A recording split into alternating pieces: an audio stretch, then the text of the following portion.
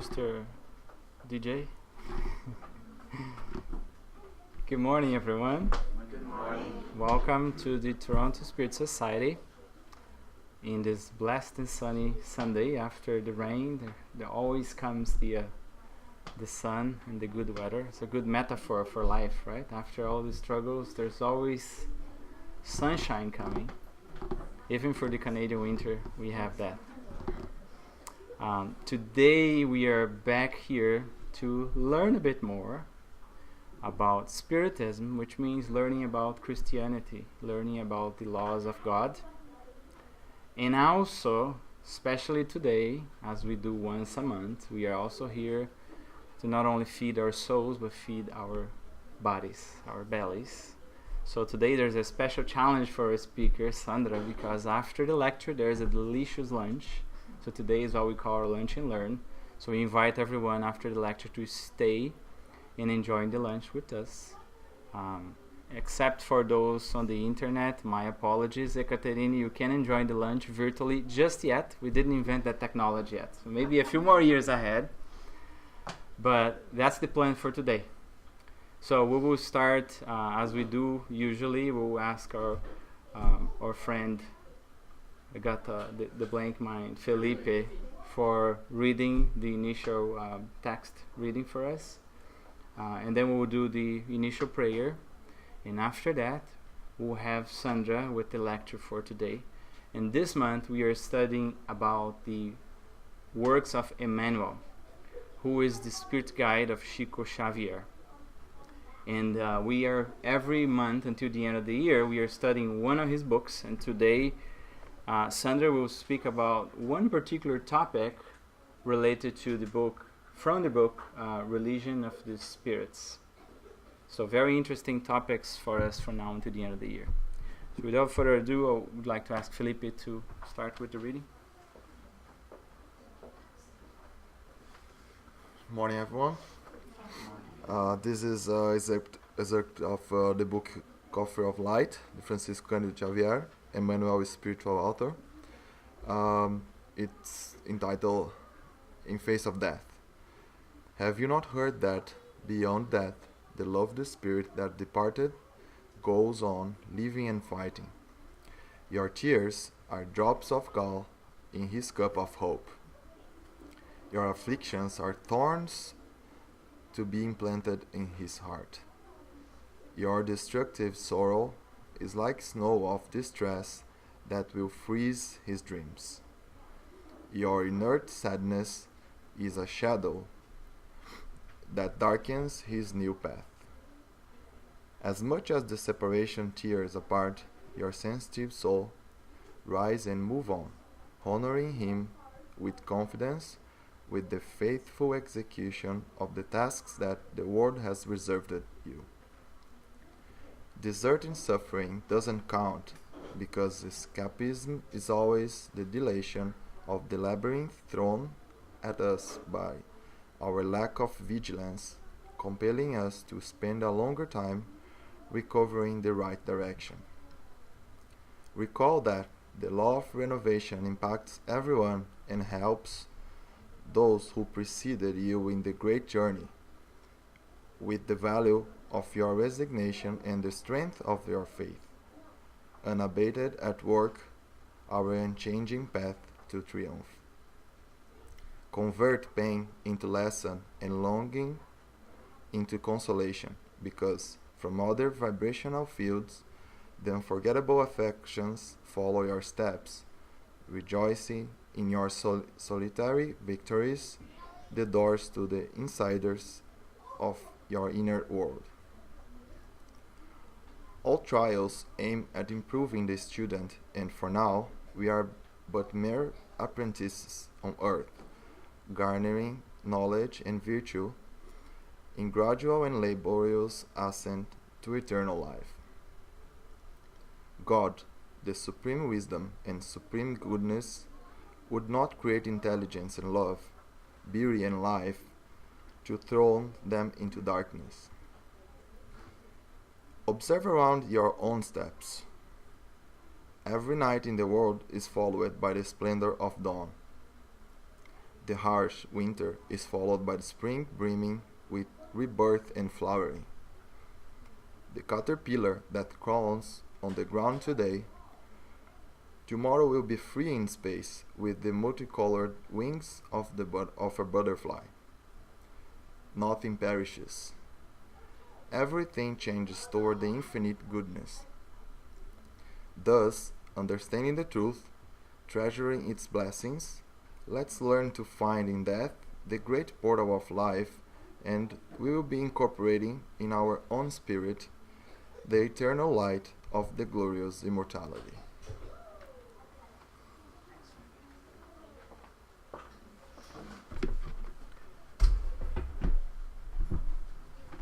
I would like to invite all of us to close our eyes for an initial prayer, elevating to God, our Creator, our gratitude from the bottom of our hearts for another beautiful day, for all the support, guidance, and inspiration that we all receive from our guardian angels, our spirit protectors, allowing us, encouraging us to be here in these brief moments to learn a bit more about ourselves, about the eternal life. We would like to thank all those spirits and those who reincarnated on earth, such as Jesus and his emissaries, bringing us all the wisdom that today we started to understand, we started to love, we started to seek. Help us, Lord, to continue our inner transformation, to become better today than we were yesterday, better tomorrow than we are today. We ask inspiration and humbleness to our minds and our hearts, so we may absorb the learnings that we here will discuss today. We ask the same blessings not only to us incarnated, but to all discarnated spirits here present, to our brothers and sisters watching us through the internet on their homes. And we also humbly ask protection and guidance to all of those who were not able to join us this morning. And especially we ask the calm and protection and inspiration to our dear friend Sandra, in charge of the beautiful lessons of this morning. Thank you, and so be it. With that, I'll leave you with our dear friend Sandra talking to us about loss of loved ones. Sandra? Thank you. Good morning. Good morning. Beautiful day, special day. We have our lunch and learn. So thank you for all being here today. Today we will be talking about a subject that is very difficult to all of us, but it's also very important. The loss of loved ones. When someone that we love passes away, it doesn't matter the circumstances, the age. When they die, we all feel pain. Spiritism gives us not only the consolation, but the certainty, the knowledge, and the understanding that we actually didn't lose them. Oops. Is this working? Oh, sorry. There you go. But we are just separated from them for a certain period of time. So we will be meeting them again. Emmanuel, through the hands of Chico Xavier, he knows that pain, and he brings a message from the book The Religions of the Spirit, that we based our lecture today on that. So he says, before those who are gone, no suffering on earth is perhaps comparable to that heart which looks at another cold and dear heart that the coffin carries towards the great silence. To see the mist of death stamped, inexorable, in the face of the most loved, and shut their eyes on an indescribable goodbye is like smashing our own soul, but continue living. Tell those who have already shrunk against the breast of a son, transfigured into an angel of agony, a husband parting, looking in vain to move his muted lips, a companion whose hands devoted to tenderness hang down extinct, a friend who falls faintly to rise no more, or the maternal countenance used to bless, but now can express nothing but the pain of extreme separation in its last tear. This is a beautiful, beautiful message, and he certainly knew that pain that we all go through. So this pain is particularly difficult when it involves someone from our circle of love, our family, our friends, our colleagues. They all fulfill our lives. We all love them, and they love us. So to lose someone that is very dear to us, it's even more difficult. But what happened to us when we lose them to death?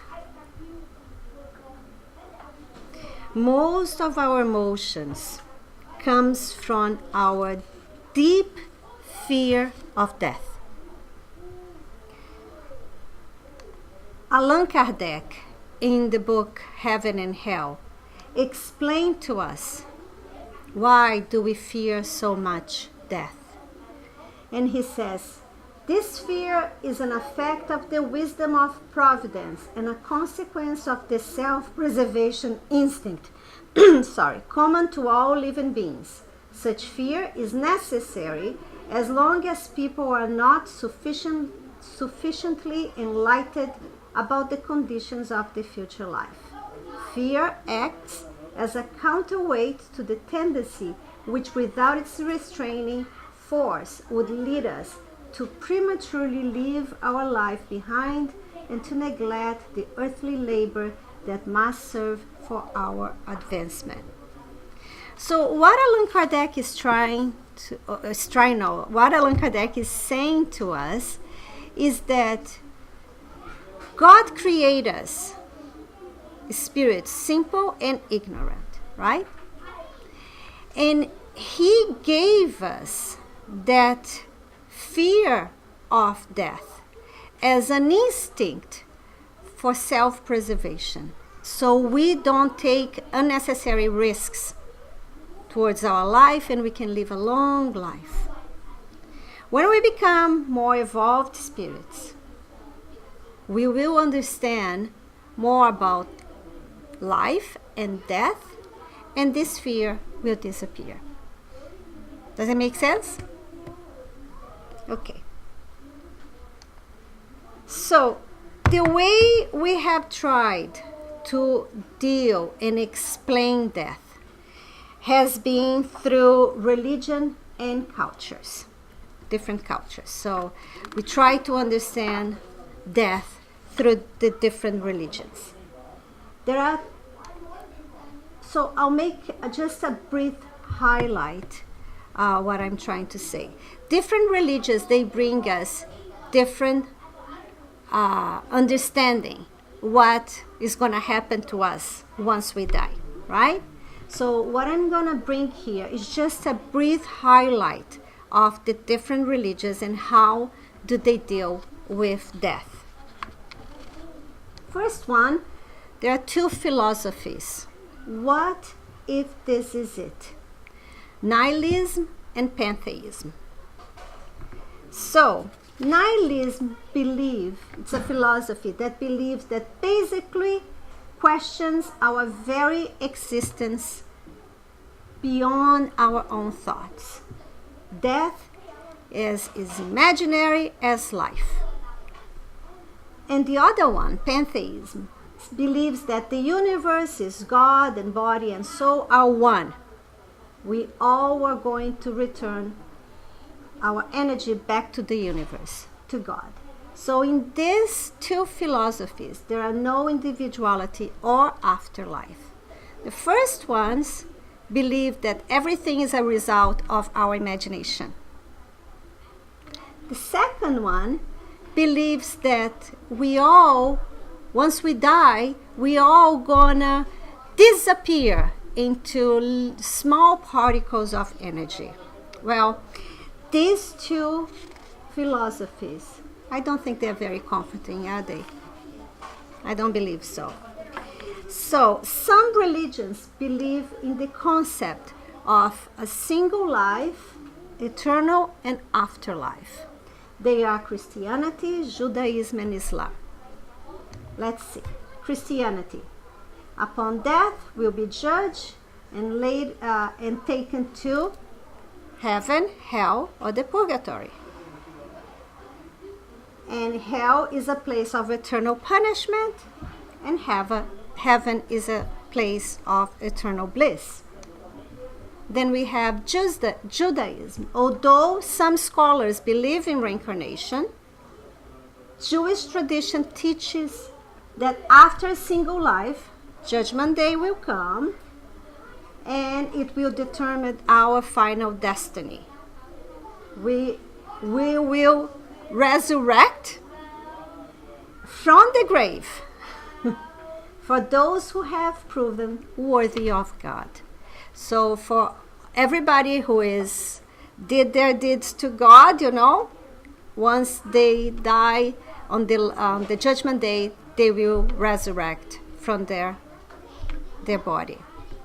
And then we have Islam, that believes that on the last day, on which the world will be destroyed, and Allah will raise all people to be judged. Until the day of judgment, deceased souls remain in their graves, awaiting the resurrection. Those bound for hell will suffer in their graves, meaning they will not leave their graves. And those bound to heaven will be in peace until that time. And other religions believe in the multiple lives, the concept of reincarnation. They are Buddhism and Hinduism. So, in Buddhism, they maintain that rebirth takes place without an unchanging self or soul passing from one form to another. The disease will find the bright light of wisdom, which shows a straightforward path to move upward and live the cycle of reincarnation. The type of rebirth will be conditionally the moral tone of the person's action, which would be the karma. And then we have Hinduism, that believes that the body is but a shell. After death, the soul leaves the body and travels through a very long dark tunnel. It reincarnates itself according to the deeds or karma performed by its last birth. Rebirth could be in form of animals or even lower creatures. So this is the other belief that comes from Hinduism. And then we have Spiritism, which is what we will be discussing here today. So, we believe in the continuation of life after death, in the new spiritual plane or by reincarnation in another body. Those who practice good evolve more quickly. Those who practice evil receive new opportunities for improvement through numerous incarnations. Believe in the eternity of the soul, the existence of God, but not as a creator of good and evil spirits. God created all spirits simple and ignorant. And how do we see death? Death is only the passage of the soul from the physical world into the spiritual world. The spirit is constantly evolving towards its own perfection. If it is the spirit who creates its own heaven and hell, based on the moral evolution and guilt for its own evil acts. So we are the ones who carries our own evil and our own heaven and our own evil. And this is also explained by Matthew on the passage 16:27 in the New Testament, when he says, "For the Son of Man shall come in the glory of his Father with his angels, and then he shall reward every man according to his works." So this is what's going to happen to us upon death. So what does it mean, according to his works? According to whatever we did in this lifetime. So if we were here, we didn't do very good things. We were, we didn't add anything to society. We were doing bad things all the time. We were acting in evil things, We were killing, or maybe, acting on our selfish or proud ways, stepping on other people. So if we are doing this, once we pass away, where are we going to be meeting? We are going to be exactly where these thoughts and these actions that we had here will continue. And we're going to meet the same kind of people that vibrates on the same level on the spiritual world. So it's just a continuation. And we can even meet some people, some spirits that is doing worse things than we did here. But if the person is a constructive person, is working on its own things towards the goodness, is it's working on their ability to grow morally, what she's going to meet? She's going to meet people who is exactly on that same vibration. She'll be able to sit and to reflect on all the things that she did here when she was incarnated, and the things that she could have improved or she hasn't done. And then she can continue on her improvement in the spiritual world, and apply for next opportunity to reincarnate and work on her reincarnatory planning.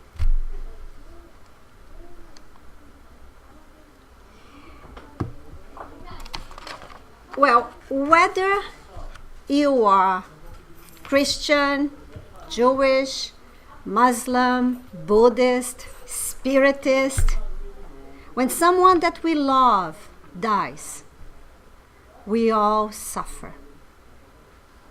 We all suffer. And why do we suffer? First of all, we miss that physical presence of that person on our lives.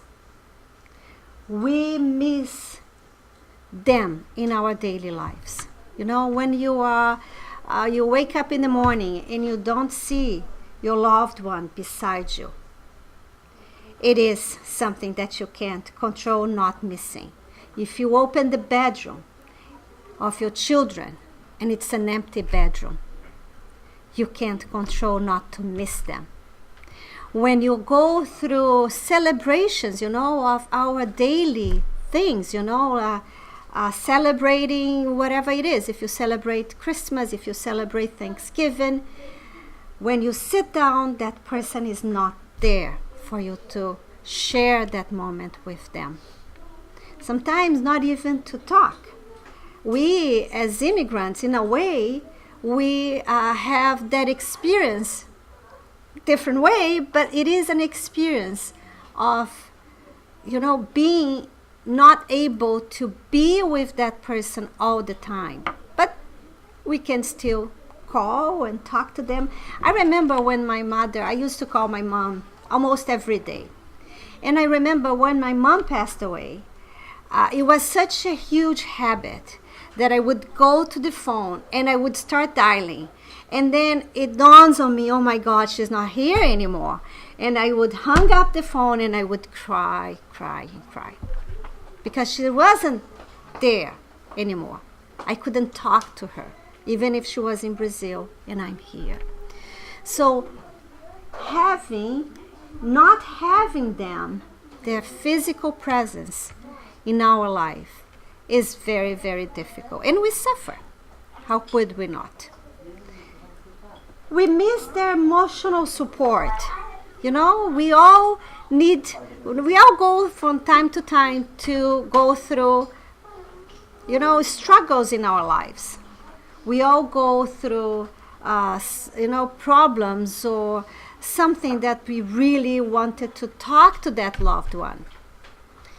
My mom, I wouldn't talk to certain things with my husband, but I would call my mom because I knew she would understand as a mother what I was going through. So not to have that emotional support in your life, it's very, very difficult. And something that we usually don't talk about it, but we could miss their material and financial support. And dying something that nobody likes to talk about it, but we have to. I'm not here going to be talking about a good thing about insurance companies, and that's not my mission here. But we do have to think, if you are the primary breadwinner of your home, what's going to happen to you if you passes away tomorrow? Who will be taking care of your family, your wife or your kids? What's going to happen?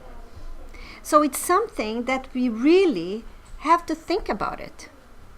Do they know where everything is in our homes? The documents, the check. Do they know what is that you have? Their papers. My grandmother just passed away last May, right? Right? And my mother-in-law was in Brazil for the past month and a half. And it was a struggle. And she was 98. But she never thought that she was going to die. So my mother-in-law and my uncles were struggling to get all the documents. They didn't know where they were. So it's something that it's very, very important. And you should talk to your partner if you have one. If you don't have one, you should talk to someone that is close to you, that they will know what to do once this happens. Because for dying, we just have to be alive, right? It could be. We don't want to think about it, but it's a reality. And also, the feeling of loss is also related for the way we attached ourselves to the loved one. We feel that we own them. They are ours. Some people say, God, why did you take him away from me?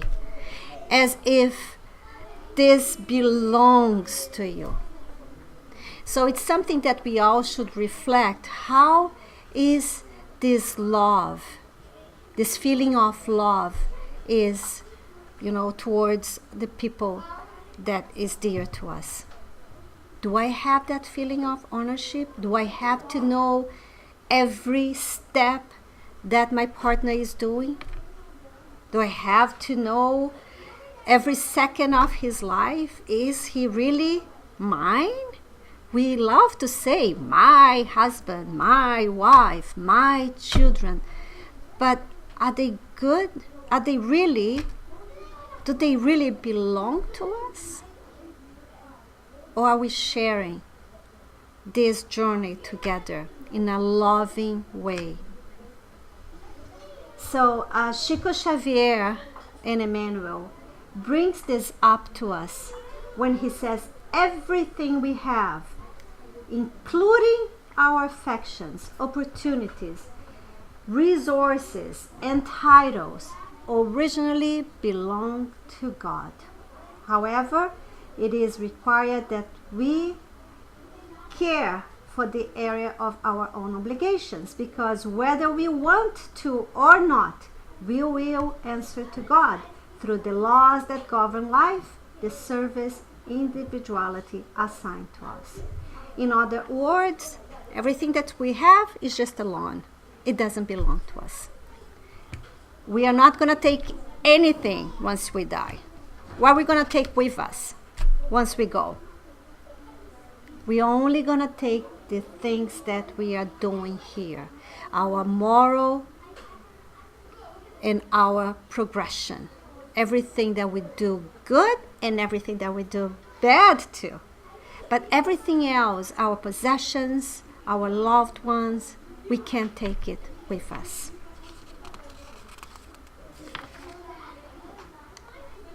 So how do you deal with this loss? First of all, you have to recognize the pain. The pain is real.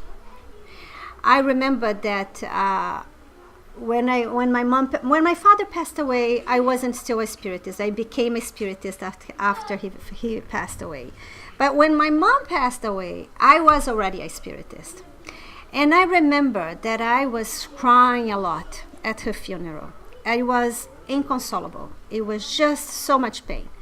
And one of my sisters came to me and she said, Sandra, aren't you a spiritist?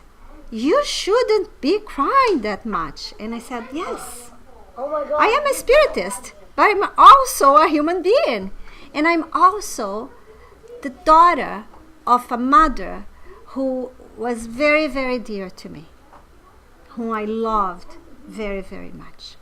So losing my mom or being separated from my mom, it was very difficult to me. And I did cry. And it's okay to cry. There is no problem. You should cry if you feel like crying. And because you can't deny your pain. If you deny your pain, they will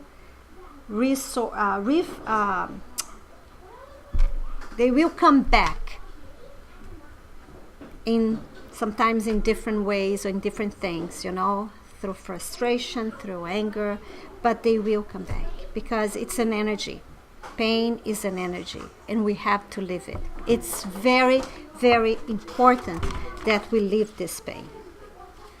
Even in the Old Testament, in the Ecclesiastic 3:1, they know about this, and they tell us that to everything there is a season. That's such a beautiful passage. And a time to every purpose under the heaven. A time to be born and a time to die. A time to weep and a time to laugh. A time to mourn and a time to dance. A time to love and a time to hate. A time to war and a time to peace. So, there is a time for emotional grieving. And it's very important that we do this because it's expect from us to continue living. So we go through that emotional grieving, but we have to go on. We can't be here forever too, right? And we know that we'll be okay. One person that helped thousands of people, especially the mothers who were grieving the loss of their children, was Chico Xavier. He says to us that there is no greater suffering than the pain of losing a child. Actually, the psychologist says that this is the greatest pain that a living being can feel, is a mother or father when they lose their own child. Often it is the discarnated children that attract their parents to the Spirit Center.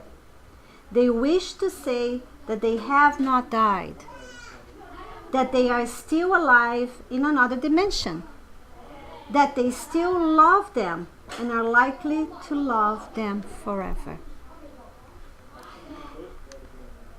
And one of these struggling mothers, one of these struggling loss was by a mother that was Chico Xavier. He did a 2-year.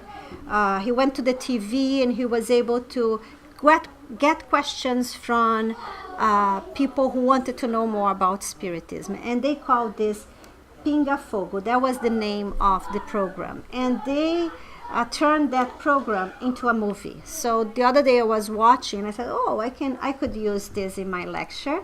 So this is a mother who was there at that day, and she asked him, I lost a son last year and I cry a lot. So it's been 1 year. I would like to know if my tears are hurting my son. So she knew about the spirit. She believes that the spirit is still alive, still hearing her. So she asked that to Chico, and Chico said to her, when our tears are born of our recognition to God of the benefits we received, when the tears reflect our longing touched by hope, our discarnate friends tell us that these tears do them very, very well.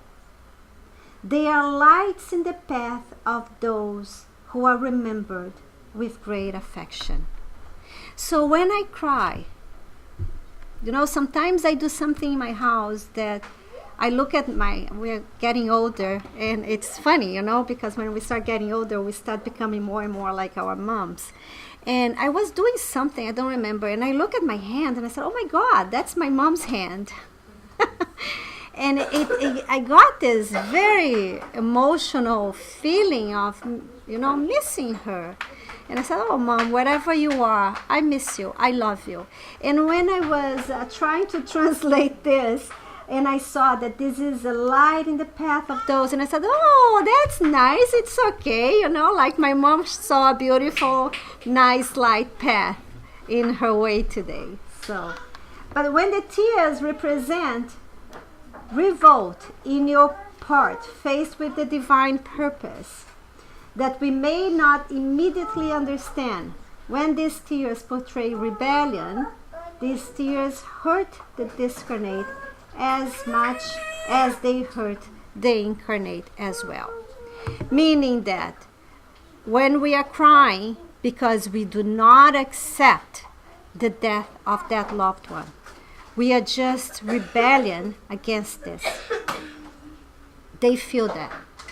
We are doing a book study on this. It's very interesting. And this is a little boy, and he remembers, when his parents were crying, he was feeling all the pain that he was the cause of his discarnation of his passing would come back right away, and he would start feeling all that pain.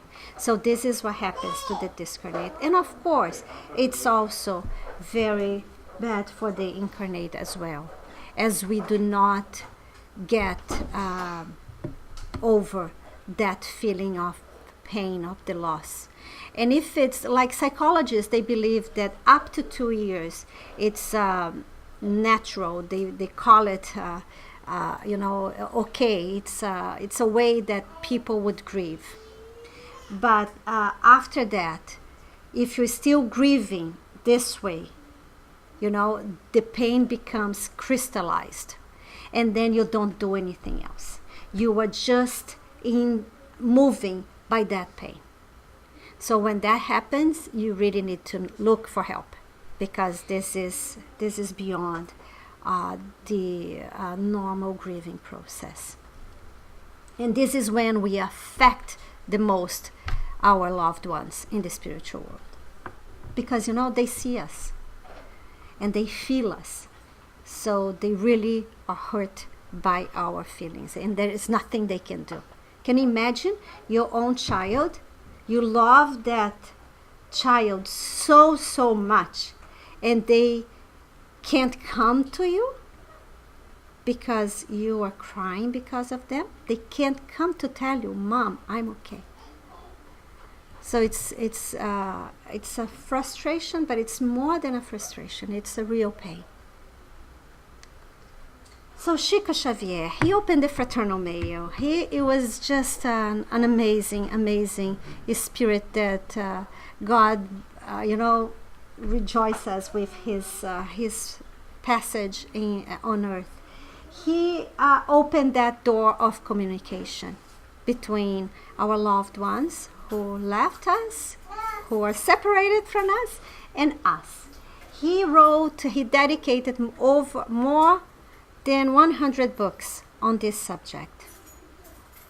There were children, parents, wives, husbands returning to bear witness for where they were, telling them how they were. And most of these reports, they were authentics, with first name and last names, nicknames, with indications of the disease, people that they knew. And sometimes people that not even the immediately family who are still incarnated knew about some of their ancestors. And they say, "Oh, I have here my great-grandfather with me, and his name is such and such." And the mother would go back home, and she would look in her papers to see if there was such a person. And there you go, it was there. And Chico Xavier couldn't know all these things, huh? He couldn't. He was like, it was one message after the other. He didn't even look who was there, because there were thousands of people. One of these case studies that I'm going to talk to you about today is about José Roberto Pereira da Silva. He died in 1972. He was from Mogi das Cruzes. It's a small town in the state of São Paulo.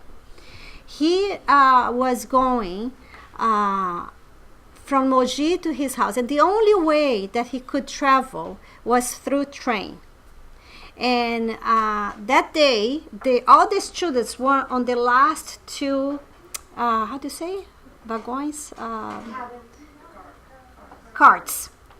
And there was an express train coming from Rio. The tracks didn't move, and these two last carts were just gone into pieces. So he died right away, but his parents could not believe it, that this happened to him. He was such a young child. He was only him and his sister Sandra. And his mother was a very devoted Christian. She was raised to do charity work. So this is a lady who was working for charity, helping people all her life. And his father was a very hardworking man. So after his son died, his father stopped working. He couldn't work for 6 months. He would go to the cemetery 3 times a day, and he would sit there at his son's tomb, and he would stay there, and he would cry, and asking why. So it was a huge pain. So one day, the mother said, "Why did I lose my son if we do good things?" And then one day I thought, my God, why am I doing this? I have to change. Mary lost Jesus, therefore I can't be revolted. I have to accept. And she was taken to Uberaba by one of her friends, because the whole city of Mogi, they were lots of families who lost their kids, so they were very good together, but there was still no consolation. And after a certain period of time, you can't deal with that pain anymore. So you wanted to do something about it. And that day, one of her friends decided to invite her, "Listen, let's go to Uberaba to see Chico Xavier." And she remembered that the year before, she saw him on Pinga Fogo, but never in a million years she would think that she would be going to see him. So there she goes. She went and saw him. So the first year that she was there, she only received 2 little messages from Dr. Bezerra de Menezes, just, like comforting messages, but nothing for her son. But she kept going until one day she received the letter from her son. And in this letter, he tells details that nobody knew. And actually, the mother, when she went back home, she asked her daughter, because she didn't even go to her son's funeral. She didn't even see her son. So she asked her daughter, and the daughter said, "Yeah, Mom, that is exactly what it is." And she confirmed everything. And she also gave, it's a long, very long letter, but I brought here just a few passages of what Beto, that's the way he signed the letter, and that's the way the family knew him. So he says, "I do not know what to do at this time when we meet again." Can you imagine how emotionally he was when to see his mother again? And I think the mother went by herself. "Through the letters that your child is writing with his heart on his fingers." I thought this was so beautiful. His heart was like he really wanted her to feel him. "The paper here looks like a mirror that reflects my thoughts." So he's saying, look at this, it's me. "We are happy and renewed, but the farewell hurts more because of the cries of those we love, our afflictions raining upon us. I have suffered a lot with the anxiety." He's not talking about his own suffering. He's talking about the suffering that he's going through because of the suffering of his parents. "Mommy, and if not for this, everything would be better. Dad, listen to my cry. I did not die. No. Do not worry me with your crying and calling for me in the plot of land where my picture was stored." Here he's saying that he knew his father was going to his tomb 3 times a day. "I beg you to live and creating happiness and progress for all of us. I'm not dead, my father. I'm alive. For me, it is as if the train from Mogi has entered a tunnel. You guys were left on one side, my loved ones, and I'm in another, counting on in a new form. The longing," and this is beautiful, the longing should be for us a prayer of hope. We follow towards the light of the reunion. So here, Beto, tell us. And the letter is long, like I wish I could have bring the whole letter. We don't have time today, but it's really beautiful. It's really amazing. So what the Spirit's book tell us about the inconsolable sorrow of those who remain on earth, affecting the spirits who just left. A spirit is sensitive to the memory and grief of those it has loved, but persistent and unreasonable sorrow affects it grievously because it sees in such excess of lack of faith in the future and trust in God, and consequently an obstacle to progress and perhaps to their reunion in the future. So, what did we learn from the letters received by Chico Xavier and the messages left behind by Allan Kardec? Try to concentrate on the relationships you had with the loved ones and not on your loss. So whenever you remember, you feel the pain, concentrate on the good memories, on the learnings, and not on your loss. Turn it around. That's the way that we emotional can heal. Remember happy moments. Keep those around close to you and avoid distancing yourself from them. Usually people, they try to really, like they don't want to be with anybody. They want to be by themselves. But this is a moment that you have to look for somebody and be with somebody. You don't have to do this all the time, but make an effort. Make a real effort. Not just thinking, oh, maybe I'll go tomorrow. No. It's making an action of that effort. Putting it in action. And praying. Praying is the best way, and as Mother Teresa says, is putting oneself in the hands of God. When we pray, we are with them. They can hear us. They can sense us. So when we pray, not only we open this time for our own healing, but also they can hear us at that moment, our loved ones. Sometimes we don't have Chico Xavier anymore, right?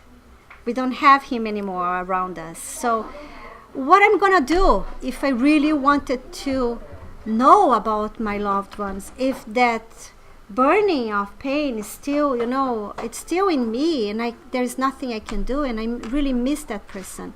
One way is before you go to sleep, you ask your guardian angel, I would love to meet my loved one. If it's possible for them, they will come to meet you. And then the next day you will wake up feeling fulfilled of that presence from them.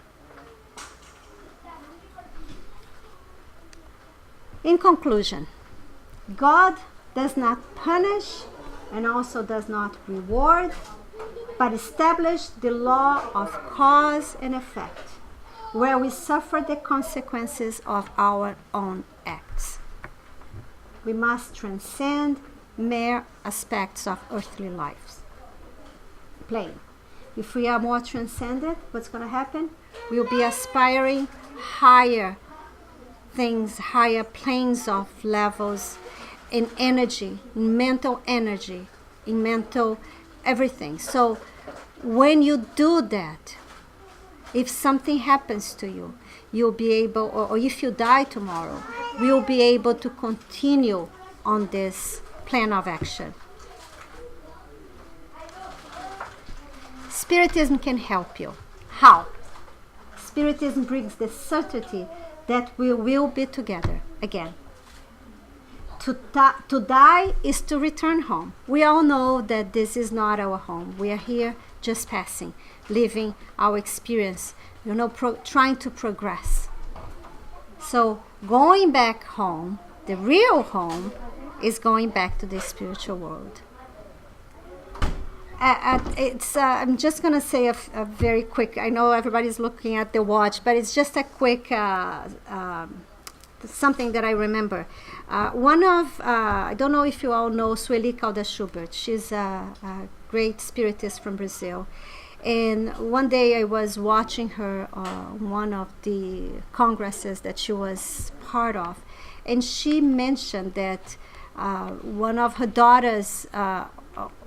friend's daughter passed away. She was a doctor, but she had a cancer and she couldn't last, and she ended up dying. And her friend said, I really wanted to hear from my daughter. Do you think she would contact you? And Sueli says what Chico Xavier used to say all along: the phone doesn't ring from here to there, it rings from there to here. But one day, the daughter came in, through a psychography, written message. She said that she's working a lot there at the spiritual world, and now she doesn't have to hurry to go back home because she's already home. So I found this very interesting. It's very true. Home is on the other side. We are just passing by. We have new experiences and lessons. We know that life goes on. This loss is only a shortened time apart. And as Divaldo Pereira Franco tells us, our dead are alive. Let's think this way. Okay?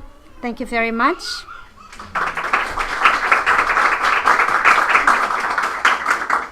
Thank you, Sandra. For more that we have the lunch, we still have a few minutes for questions, so don't worry. Okay. Any comments or questions for anyone? Anyone on the internet? There's a lot of people here on the internet. Joe said about your lecture and he's loving it. Nice. And no, they don't have questions so far. Yeah. Okay. On a personal note, this story of the José Roberto, right? It reminds me of my own personal story, right? When my dad passed away, and what I did was a mental exercise, really thinking as if the same way as I left Brazil and we spent a couple years without seeing each other, I mentally thought that he bought a ticket for a distance place. And I just don't have the money to buy that ticket right now. And it's not the time for me to buy that ticket right now because I have work to do here yet. But one day, when the time comes, being as the furthest as possible in the future. So you hope, right, Michelle? I'll buy that ticket as well. So I think that's the way we should think, right? And it's always difficult when we separate from our loved ones. No questions on that. And that's the reason why we have here the TSS, our fraternal meetings on Wednesdays and Thursdays. Because sometimes we need help, sometimes we need to talk about our feelings, our doubts, and that's why we have those meetings where we have a one-on-one conversation, confidential, and the only intention of the counselors are to help. That's why we have our lectures, to help us to understand and find comfort that death is just a transition. It's a temporary transition, right? And we also have our study groups on Thursdays and Wednesdays where we continue to study based on the teachings of Jesus and the Spiritism, what really death means, what is that separation means, how can we help our loved ones, how can we help ourselves. So we leave here the invitation for all of you after the meeting, during the lunch or after the lunch, to talk to us about the meetings, the fraternal assistance that we do have over here.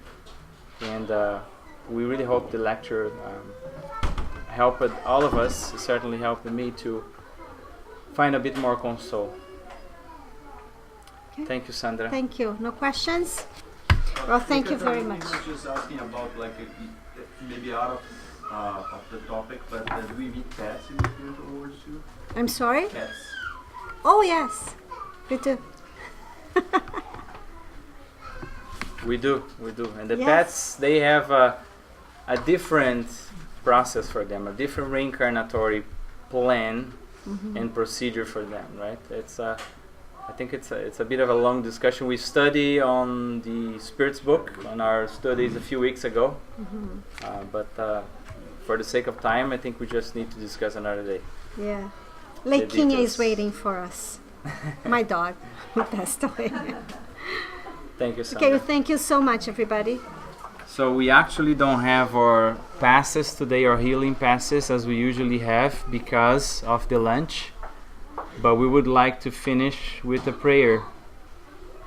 And I would like once more to invite all of you here present or at home to finish this meeting asking Jesus, our dear Master, to give us the strength, the perseverance, the humbleness to accept the separation that we may have experienced in life from any loved one. We accept and we send to every single one of them in this very moment all of our love, our resignation, and we pray for every single one of them to find peace in their hearts, to follow the plans of the God Almighty for every single one of them. May they feel that we are doing the best that we can to fulfill our individual missions here on earth by proceeding with our moral transformation until the day we are able to meet again in the spiritual world. For now, let us also pray for those who are still here among us, for those who visited the TSS with us today, for our children, for those who are at home and didn't follow us, for those who are far apart from us in different countries. Let us also ask for the brothers and sisters of our spiritual family, the homeless, those who are abandoned in the orphanages. Many brothers and sisters who at this very moment do not share the blessings of physical health or mental health. Those in the hospitals or clinics, may they all be assisted. And may we all do the best that we can to find the balance, the inner peace, the inner transformation, so that we can be at service as well. Thank you, and so be it. We wish everyone a great week ahead. We look forward to see you again in our meetings. And for those staying for lunch, just give us a few minutes while we arrange the room for the food. And may God bless our food as well. Thank you. And thanks to those participating on the internet. It was great to have you here again. Thank you, Teresa. I forgot completely. And next Sunday we have our annual general meeting. Therefore, that's not going to be a lecture. There will be an exceptional annual meeting that we do have. So there's no lecture. We'll certainly post it on the Facebook and our website. But please, if you meet our friends who often join us, remind them as well that there's no lecture meeting next Sunday. Everybody's welcome to come for the AGM. Okay. We need ideas Good. and participation. There you go. So everybody's encouraged to participate. It's a different kind of meeting then. So you're welcome to join. It's the same time, 11 a.m. or yeah. Okay.